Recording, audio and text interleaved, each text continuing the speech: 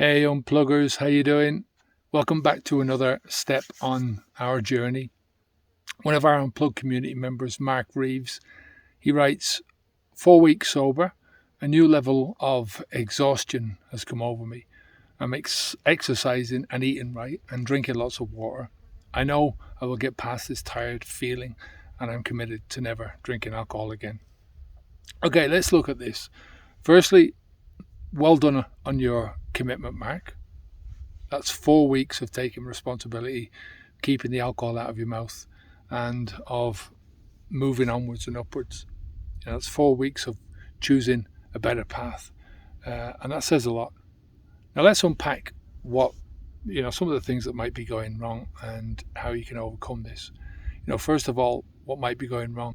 Drinking alcohol over many years, it can cause significant damage to various systems in your body, including your liver, your heart, your brain, your nervous system.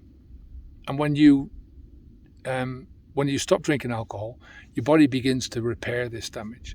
And I don't think this happens right away because you've been drinking for so long, your body doesn't expect the alcohol flow to suddenly stop. So there's no point in your body trying to deep clean just yet. So after a few weeks of still no alcohol in your body, you've stopped the flow. Now your body can start to work on that deeper damage, which can initially be an energy-intensive process. This is one of the things that could be draining you. There can be other things going on as well. Maybe you're not sleeping well enough at the moment, just yet. You could also have some nutritional deficiencies that you haven't tackled yet. There's also an emotional impact of battling the changes that are going to cost you in terms of energy, leaving you feel drained. It's all moving you in the right direction, right? Onwards and upwards, right? Even though it might not seem like it at the moment when you're tired and you're going through all of this stuff. So let's move on to what you can do about it. You've already said, Mark, that you're exercising, you're eating right, and you're getting enough water. But I'll still cover those things because the first three that I'm going to cover, I think, are important, and they're important to get right, and they'll benefit anyone else who's trying to unplug themselves from this habit. The first one, you said that you're exercising. That's important to get regular exercise. Although it may seem hard when you're tired, remember, our journey is a step-by-step process. Just as we move past alcohol, we're also slowly building our physical and mental resilience.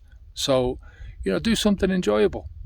Start small, work your way up, gradually increasing the intensity of the exercise. My go-to exercise was always walking, especially in the beginning.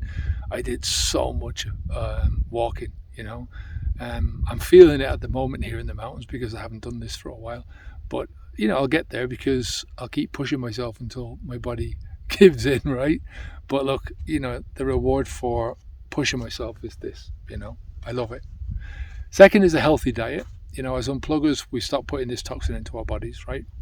We also know the value of understanding what other crap we're putting into our bodies. So prioritize proteins, fruits, vegetables, whole foods over junk food. Go back and look through some of my earlier videos and you'll see that I've had so many different experiments on myself. I've gone through loads of stuff, from just eating bananas, juicing for a month. I did that twice. After it, I have to say I felt great. I was vegan for 8 years. I'm more full spectrum, whole foods, plant-based now. Number 3 is stay hydrated. One of the biggest lessons I've learned, if you want to maintain high levels of energy, then you have to keep yourself properly hydrated. Pure water. Aim for at least 8 glasses a day, at least. Number 4 is good sleep hygiene. A quality sleep is a key habit that we're building here, and it takes practice. And for years, we use alcohol to sleep, but we're not sleeping. At least we're not getting a great sleep when you're drinking alcohol. So we have to deliberately create, once we stop, a bedtime routine. And I say deliberately because, again, you've got to experiment with this. It's not going to happen, and the same thing is not going to affect everyone, so you have to experiment with your own. Number 5 is meditation and relaxation. And this is different for everyone. Again, if somebody mentioned meditation to me back when I was still plugged into my old life, I'd have laughed at them. and dismissed it as being a bit cuckoo, right?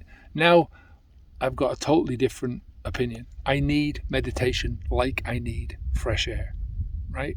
Now, you can think about meditation in traditional terms like deep breathing, yoga, mindfulness, that kind of meditation. And that's going to help you to manage stress and improve your energy levels if you're into it. I'm not. I do some breath work every so often. I like that. It calms me down. But this is my meditation, exploring, breathing deeply, because I have to climb up these beautiful mountains. And then there's just, look at the view. I feel huge here, and at the same time I feel very small. And remember, patience, perseverance, these are all core parts of our creed. I'll give you 2 more bonus tips to finish up here, okay, before we move on. Bonus tip number 1 is routine.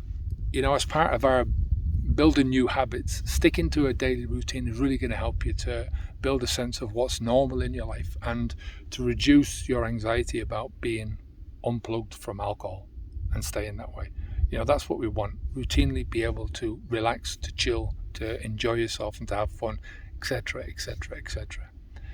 Number 2 bonus tip is to stay positive. Remember, why we've chosen this journey, why we've chosen to walk this path. Remember why you've chosen to unplug yourself from the alcohol. And we're not only unplugging from the alcohol, right? It's a much deeper thing than that.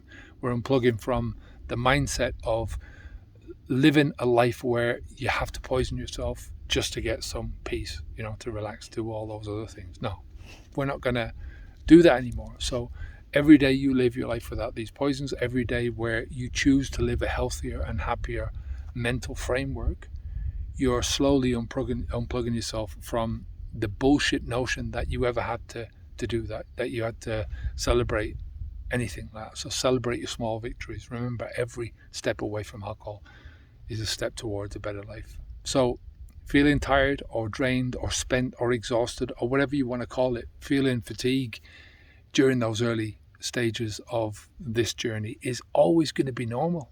It's your body's way of healing.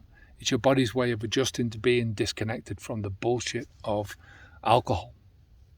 And remember, right, you're not alone in this. You're part of a community that understands what you're doing.